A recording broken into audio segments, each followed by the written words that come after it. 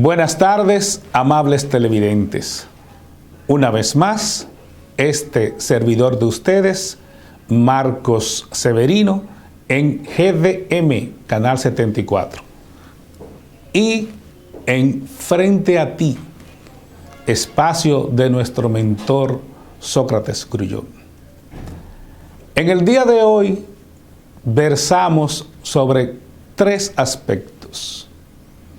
Algunas innovaciones en el sector minero nacional, las juramentaciones del Partido de la Liberación Dominicana y en el ámbito internacional estamos dando seguimiento a las elecciones presidenciales de los Estados Unidos y al recién finalizado proceso de elección en el hermano pueblo boliviano. Pues bien, con relación al sector minero, el ministro de Energía y Minas, Antonio Almonte, anunció hace un par de días algo que lo han anunciado varias veces y que esperamos nosotros que ahora logre plasmarse para bienestar del sector minero nacional. El anuncio hecho por el ingeniero Antonio Almonte trata acerca de la renovación de la Ley Minera 146. Esta ley, que data de 1971 y que con relación a las leyes de América Latina es una ley muy completa, pero con el paso del tiempo es preciso admitir que nuestra ley necesita ciertas readecuaciones. Según el ministro, el objetivo fundamental de la reforma a la ley minera es la captación de la inversión extranjera directa.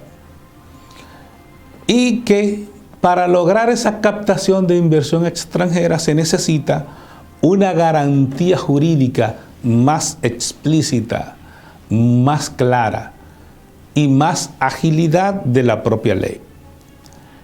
También versó el ministro acerca de la creación de una estrategia nacional que contribuya con el desarrollo del sector minero nacional.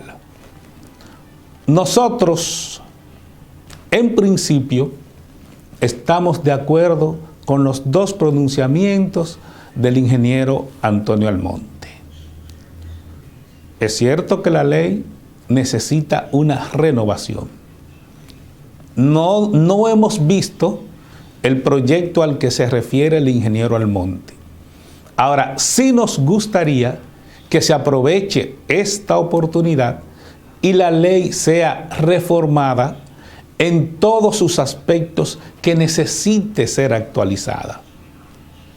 Que no sea una reforma legal como la que se hizo en la gestión de Hipólito Mejía, que apenas se modificó a la carrera un artículo. Ya se han hecho reuniones con sectores privados, con inversionistas privados, para que observen las modificaciones. Nos gustaría que este proyecto sea consensuado o que sea conocido por todo el sector minero nacional, que no se quede en un solo sector, porque mineros somos todos, hasta los que no tenemos un peso encima, como es mi caso. Entonces yo también debo ver el proyecto, y yo también quiero opinar, y yo también podría eventualmente aportar algo. No estoy diciendo que podría aportar algo.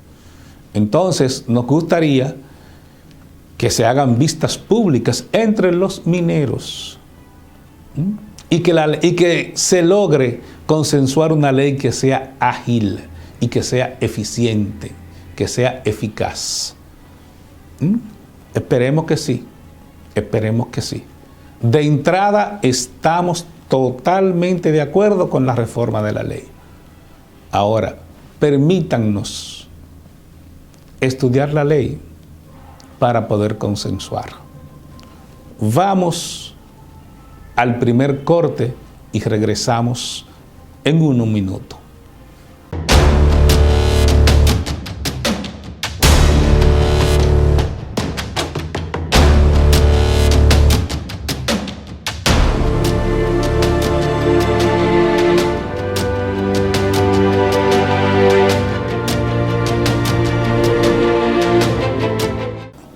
Bueno, continuamos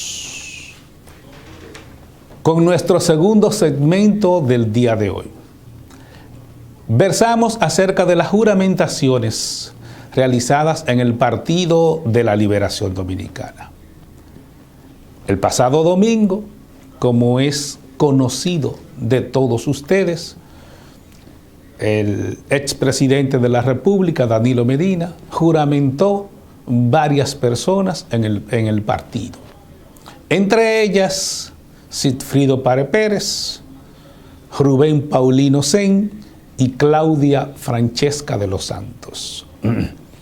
Estas tres personas ocuparon puestos de alta dirección en los gobiernos tanto de Leonel como de Danilo. O sea que no hemos juramentado absolutamente a nadie nuevo, porque toda la población dominicana entiende que estas personas pertenecen al Partido de la Liberación Dominicana. Sin embargo, también se juramentaron otras personas cuyos nombres no fueron revelados. El PLD en este Congreso es imprescindible para él que salga fortalecido. Y nosotros, en términos institucionales, creemos que va a salir fortalecido porque no habrá ninguna crisis con relación a los que se queden. Pero que el hecho de que no haya una crisis no significa que con posterioridad al término del Congreso la tronera siga abierta. Porque los PLDistas han decidido no confrontar dentro, porque parece que ya no vale la pena el pleito al interno del PLD. Los PLDistas, no danilistas, simplemente se están yendo. Se están yendo y están abandonando el barco. La postura correcta de lo que debería suceder en el PLD la tomó José Tomás Pérez. José Tomás, con el objetivo de que el partido sea una opción de poder en el año próximo, en el torneo próximo, en el 2024, anunció que prefería no ser tomado en cuenta para ser parte del comité político. Nosotros entendemos que si Danilo Medina quisiera relanzar su partido, tomara la misma decisión que José Tomás. Y en fila lo hicieran los 30 y tantos miembros, los 33 restantes miembros. Son 35, van 2. Entonces los otros 33 deberían poner su carta de renuncia para permitir que esta institución que tantos sacrificios costó a hombres y mujeres de este pueblo pueda salir hacia adelante. Deberían apartarse del camino y permitir que la sangre nueva dirija la organización. Nosotros lo dudamos porque en el comité político del PLD hay varios analfabetos ahí adentro y hay 2 que rondan la taradez mental. Ustedes lo conocen, hay 2 que no tienen condición mental para nada. Quizás levantan la mano y estoy seguro que nunca han aportado nada. Y en una institución donde solamente hay uno que impone, porque tampoco hemos visto estas grandes dotes de estrategia. Porque una persona que agarra un partido con todo el poder del mundo y lo llevó a donde está, nosotros no creemos que sea la gran cosa. Es muy fácil en un país donde todo sea repartir pan y salchichón, tú con los bolsillos llenos de dinero reparte pan y salchichón. Repartir dinero, tirar gas, tirar pan, tirar salchichón, tirar cerdo, eso no es estrategia política. Pónganle otro nombre, pero estrategia política no es. Así es que a su estratega pónganle otro nombre, porque estratega usted no es. Vamos a hacer una breve pausa y regresamos en breve.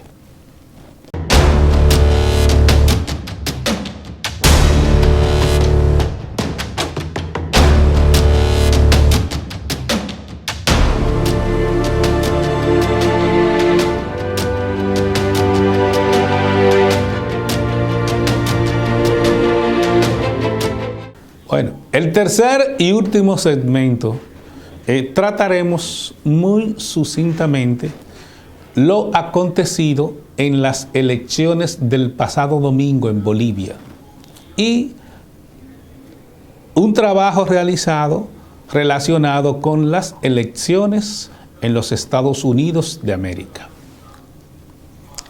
En los días 18 y 19 del cursante mes fue publicada una encuesta por una universidad de Wisconsin en Estados Unidos, donde tratan acerca de las preferencias de 40 estados en Estados Unidos, donde cada uno de los candidatos, cada uno de los partidos prácticamente conserva los estados en que ganaron en las elecciones pasadas, con la diferencia de que hay 4 estados que fueron ganados por los republicanos, donde la encabeza en esta oportunidad Joe Biden,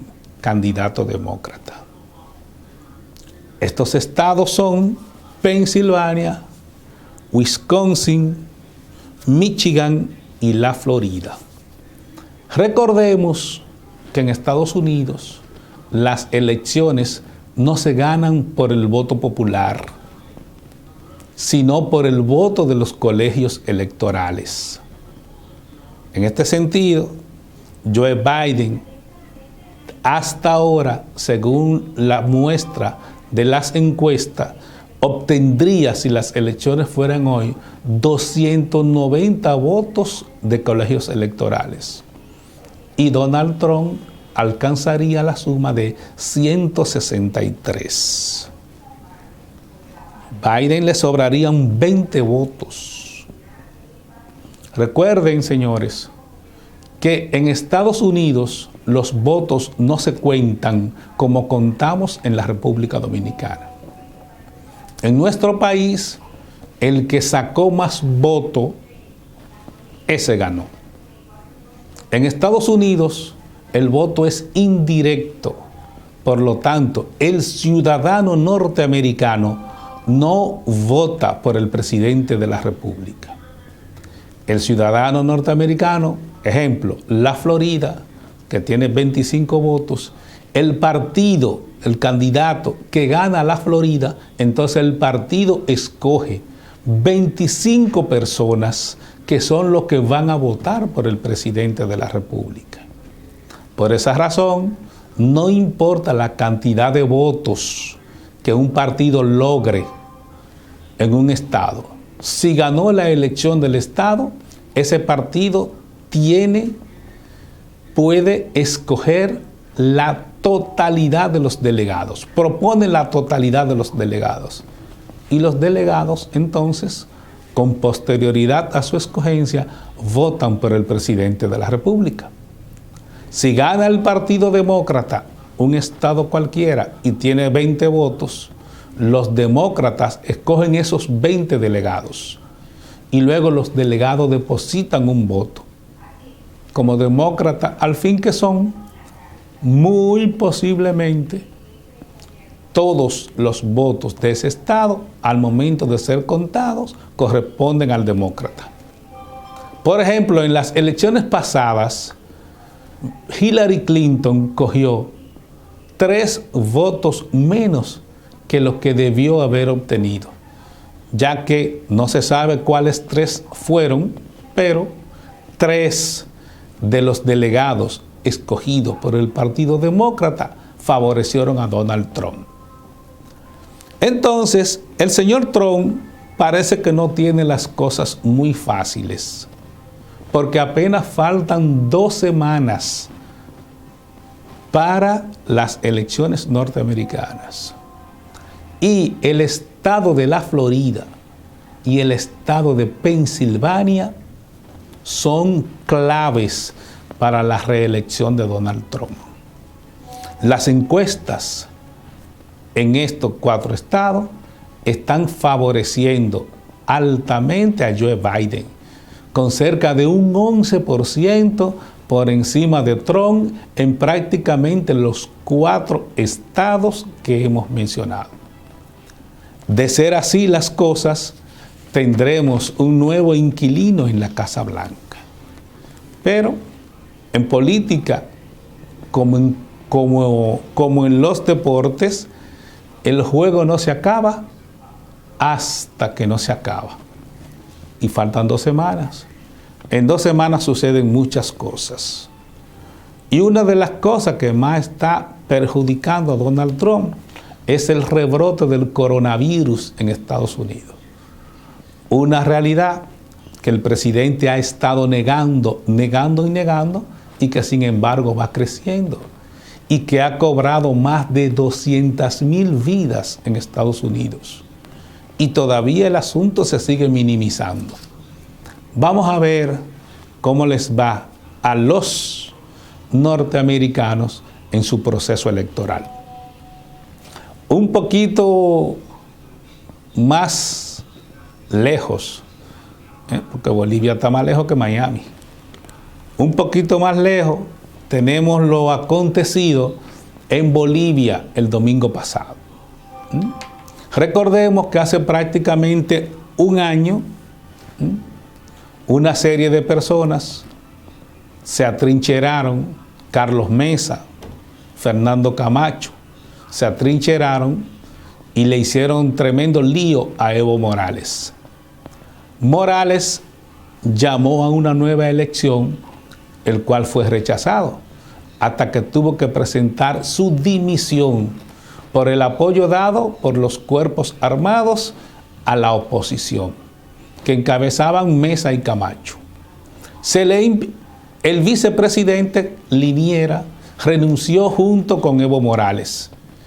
Se le impidió al presidente del Senado, que pertenecía al MAS, y a la presidenta de la Cámara de Diputados, que pertenecía al MAS, asumir, que eran los tercero y cuarto en el orden de la sucesión, asumir la presidencia de la República.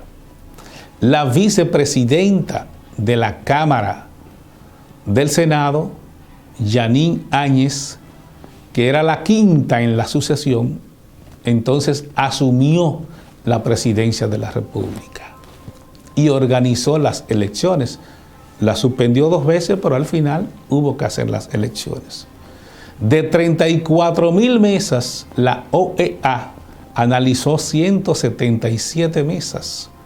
Y ahí determinó la OEA, con este bandido de Luis Almagro, que hubo un fraude electoral colosal para beneficiar a una persona como Evo Morales, que tenía un 47% en el momento en que se estaba contando, y que llevaba 10 puntos porcentuales sobre Carlos Mesa. Razón por la que, si se hubiese permitido contar los votos de manera transparente, Evo Morales hubiese ganado la presidencia de la República. No sucedió así. Evo se fue a Bolivia, Evo tuvo que salir de Bolivia, salió a México y luego se estableció en Argentina. Las elecciones se celebraron el domingo pasado. Hoy es miércoles, hace apenas 3 días que se celebraron.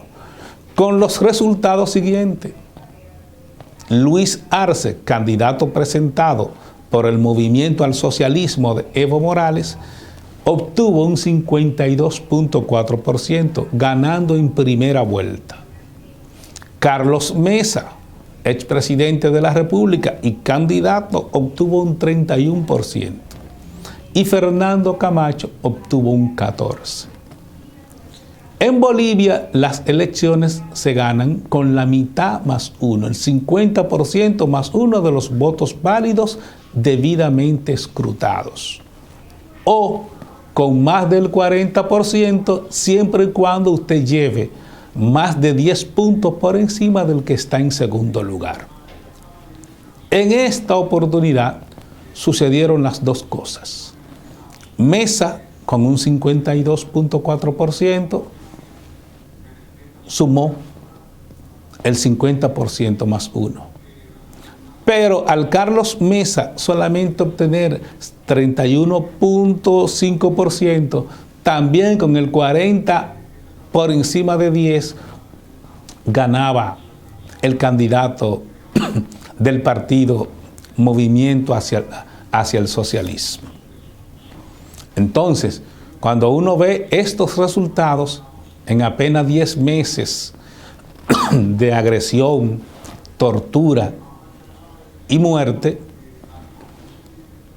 las alegaciones de fraude electoral como que hay que reevaluarla y como que hay que ponerla en duda, porque ningún partido que en las elecciones de hace 10 meses, en el momento de la paralización del conteo, tenía un 47%, 10 meses después, cuando hacen nuevas elecciones en las que no participa el líder histórico de ese partido, que ya tenía varias elecciones ganando por encima del 50%, ganando siempre en primera vuelta, resulta que uno de sus delfines obtiene un 52.4%.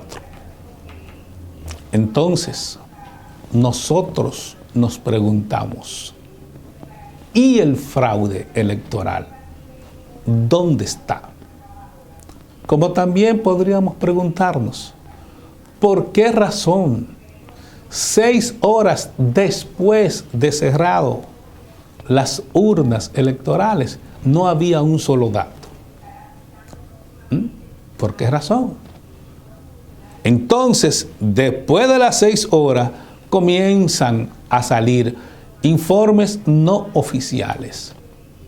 Y es que la victoria fue tan contundente que no era posible minimizar este 52.4 enfrentándolo a un 31.5. Son más de 20 puntos por encima. No había forma de escamotearle el triunfo al Movimiento al Socialismo de Evo Morales.